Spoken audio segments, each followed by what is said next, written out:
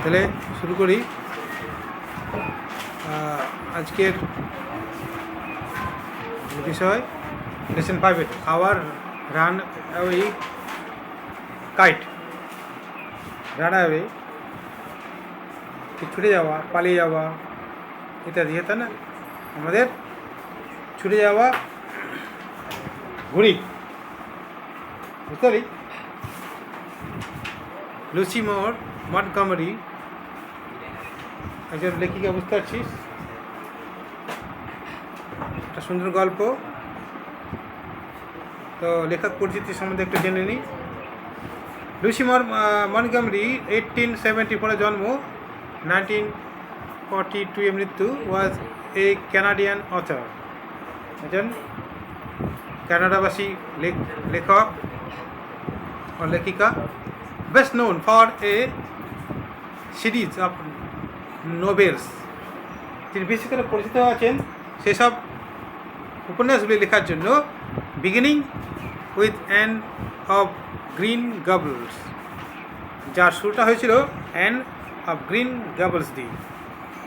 She road numerous novels, তিনি বেশ কিছু সংখ্যক উপন্যাস লিখেছেন। পোয়েমস, কবিতাও লিখেছেন। অ্যান্ড শর্ট স্টোরিজ, এবং কিছু ছোট গল্প লিখেছেন। She was made an officer of the Order of the British Empire in 1935. 1935 খ্রিস্টাব্দে ব্রিটিশ সাম্রাজ্যের একজন অফিসারও ছিলেন। এবার গল্পের বিষয়টা কি সংক্ষেপে এখানে দেওয়া আছে, টেক্সটের বিষয়টা। This short story is about a brother and a sister.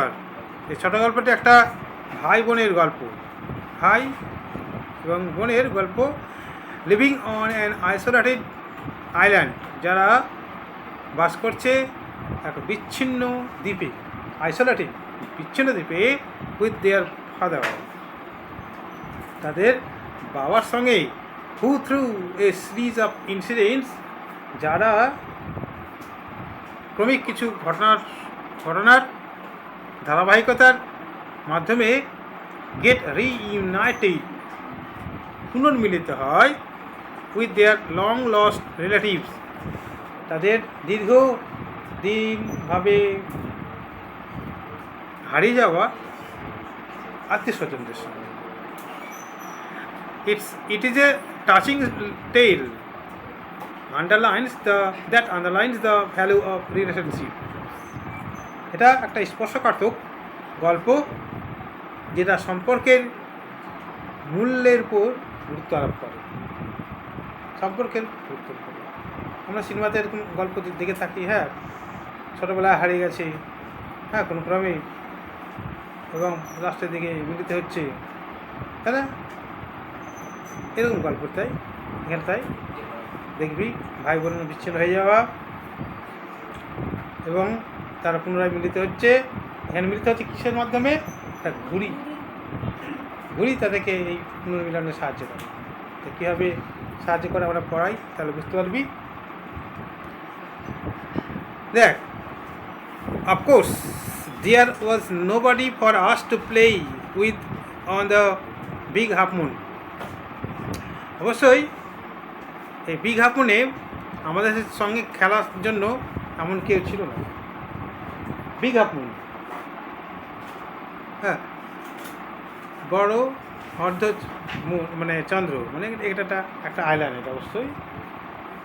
তাহলে এই বিগ হাফ মুনে আমাদের সঙ্গে খেলার মতো আর কেউ ছিল না। তা আমাদের সঙ্গে খেলাধুলোর মতো কেউ ছিল না। আমাদের সঙ্গে বলতে কারা বলছে, দেখ কারা রয়েছে সেটা দেখ পাবি এখানে। We just had to make the most of each other and we did. এবং আমরা একে অপরকে সঙ্গে নিয়ে যা কিছু করতে পারতাম তাই করতাম। আমরা, তাহলে এখানে দুজনের কথাই বলছি। এখানে আমরা বলতে এখানে দুজন ভাই বোনের কথাই বলছি। দেখ, আমরা দুজনেই একে অপরকে নিয়ে যতটা কিছু করতে পারতাম, অর্থাৎ খেলাধুলা যা করতাম, হ্যাঁ, এটাই যা করতে পারতাম এই দুজনে মিলে করতাম। We live on the Big Half Moon Island, আমরা বাস করি এই বিগ হাফ মুন দ্বীপে, একটা আইল্যান্ডে। We are father and Claude and I, and Aunt Esther and Mimi and Dee. আমরা হলাম কারা? আমরা হলাম ফাদার বাবা, লর্ড, and I এবং আমি, and Aunt Esther, Esther পিসিমা, and Mimi and Dee. এর খেয়াল কর, মিমি ডিক হচ্ছে মিমি আর ডিক আর পিসিমার ছেলে, হ্যাঁ, মিমি আর ডিক পিসিমার ছেলে। আর ওখানে এরা এক ভাইয়ের, অর্থাৎ পিসিমার ভাই বইয়েরা হচ্ছে কারা? ক্লড আর লেখিকা, ন্যারেটর যাকে বলছে, তারা মানে সম্পর্ক কী তাহলে? মিমি ডিকের কী সম্পর্ক? মিমি ডিকের সঙ্গে এই ক্লড আর লেখিকার কী সম্পর্ক হচ্ছে বল? এরা হচ্ছে কি? হ্যাঁ, পিস্তুত ভাই বোন। ঠিক আছে। It is to be only father and Claude and I. এখানে খেয়াল কাপড়া করি, it use to be only father and Claude and I. এটা হতে পারতো শুধুমাত্র বাবা, ক্লড এবং আমি। আমরা হতে পারতাম শুধুমাত্র বাবা, ক্লড এবং আমি। কেন কথাটা বলছে?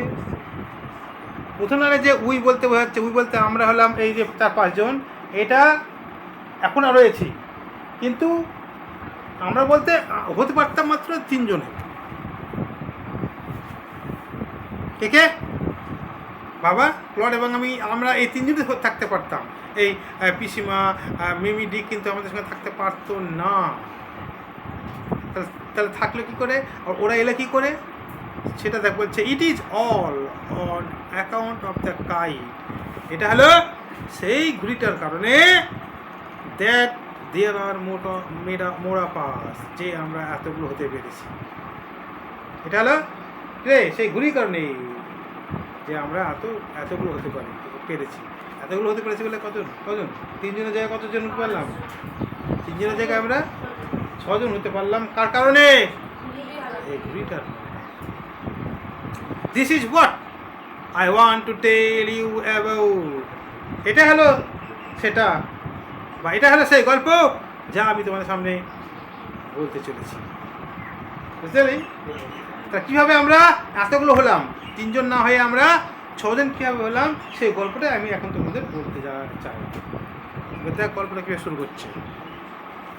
Father is the keeper of the half moon, big half moon light house.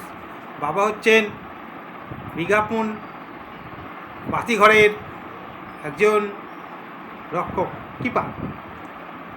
বাবা বিগ হাফ মুন লাইট হাউসের একজন রক্ষক। আচ্ছা, big half moon light house, এটা কীরকম ব্যাপারটা জানিস কেউ? লাইট হাউস হচ্ছে সমুদ্রের মাঝে টাওয়ারের মতো একটা জিনিস, বুঝতে পারলি? যে টাওয়ারের মাধ্যমে সিগন্যাল দেওয়া হয়, which give signals to the ships coming and going. মানে যেসব জাহাজগুলো যা আসা করে তাদেরকে সিগন্যাল দেওয়ার জন্যে থাকে এক ধরনের টাওয়ার, যেমন মোবাইল টাওয়ার রয়েছে, এরকম টাওয়ার। এরা আবার সমুদ্রের মাঝে থাকে, এর মাধ্যমে সিগন্যাল দেয়, বুঝতে পারলি? তাহলে হচ্ছে এই লাইট হাউসে এটাই কাজ। আর এই লাইট হাউসের একজন কর্মচারী হিসাবে, রক্ষাকর্তা হিসাবে, অর্থাৎ কর্মচারী কাজ করে, এই একজন কর্মচারী হিসাবে কাজ করতেন তার বাবা, তাদের এদের বাবা, তাই না বল? লর্ড। আর এখানে নেটারের বাবা। খেয়াল করে এখানে। আচ্ছা, আমি যদি এখানে একটা গ্রামার লুকিয়ে আছে, বল দেখি। কিপার তো এখানে নাম নাকি? আমি যদি বলি কিপারকে ইউজ এজ এ ভার্ব, উত্তরটা কী হবে বল দেখি? বল, কিপারকে যদি আমরা ভার্ব ব্যবহার করি, হ্যাঁ, উত্তরটা বল, পুরো বাক্যটা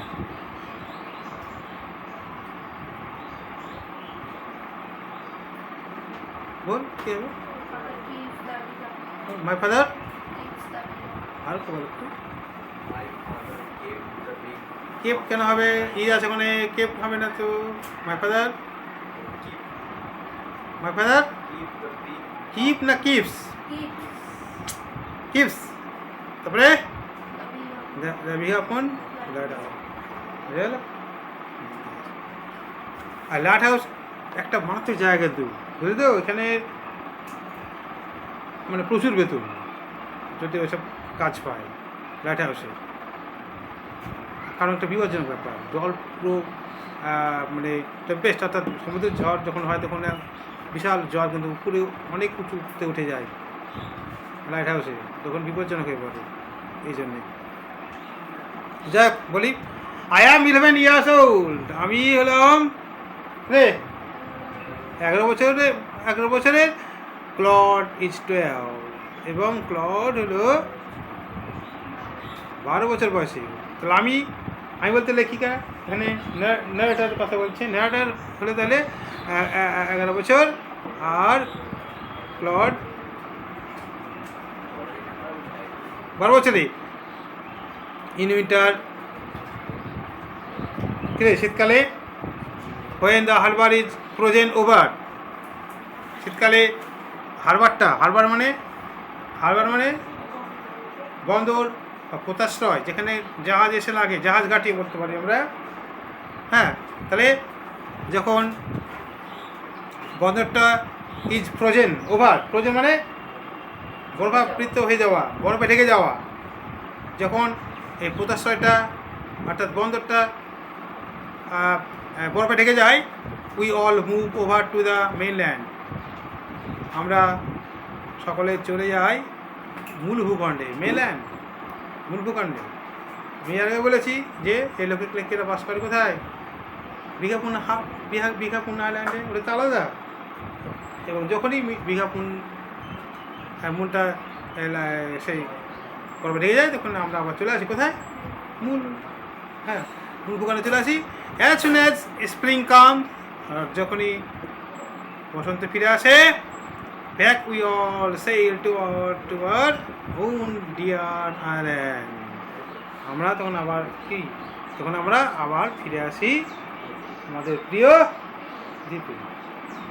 স্প্রিং তার মানে স্প্রিং মানে বসন্তকাল, সেখানকার বসন্তকাল অবশ্যই কি আমাদের যেমন সামার, বসন্তকাল তাও সেরকমভাবে রৌদ্রের জল, বুঝতে পারলি? সেই জন্য এখানে বলছে যখন আবার স্প্রিং চলে আসে, তখন আমরা আবার ফিরে চলে যাই কোথায়? আমাদের বিঘাপুন, অর্থাৎ আইল্যান্ডটায়।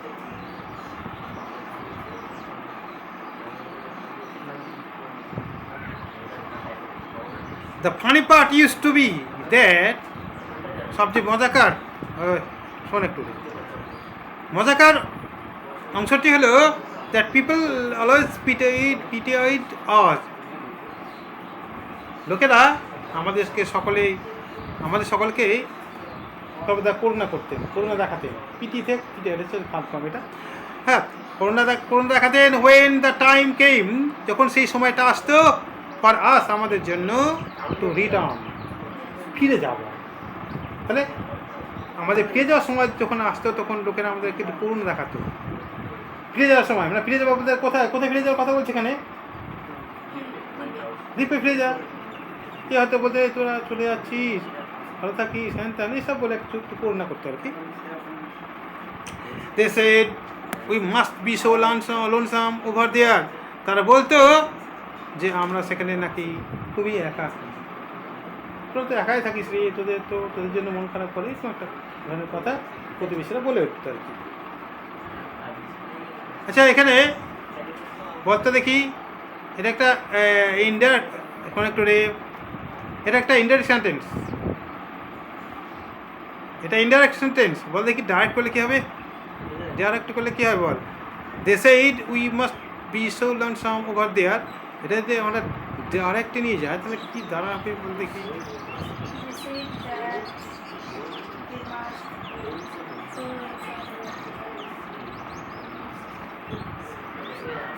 হ্যাঁ,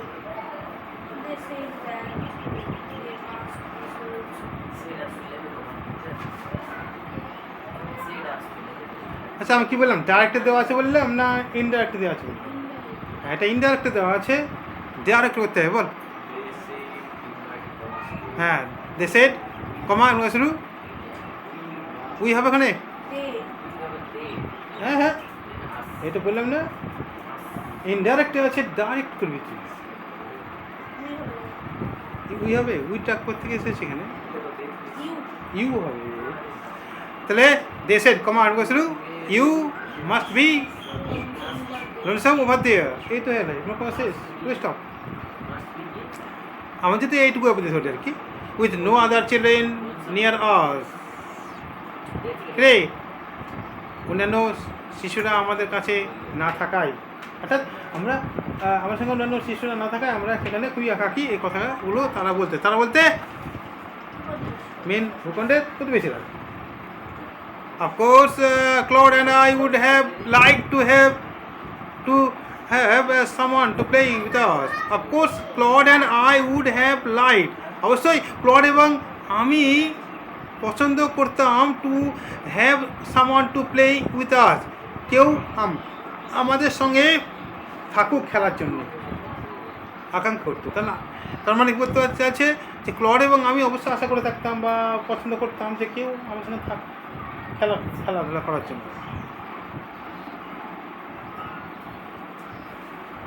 It is hard to run pirate caves and things like that with only two। It is hard, এটা কঠিন ছিল বা অসম্ভব ছিল টু রান, কি ছুটে যাওয়া, টু রান পাইরেট কেভস।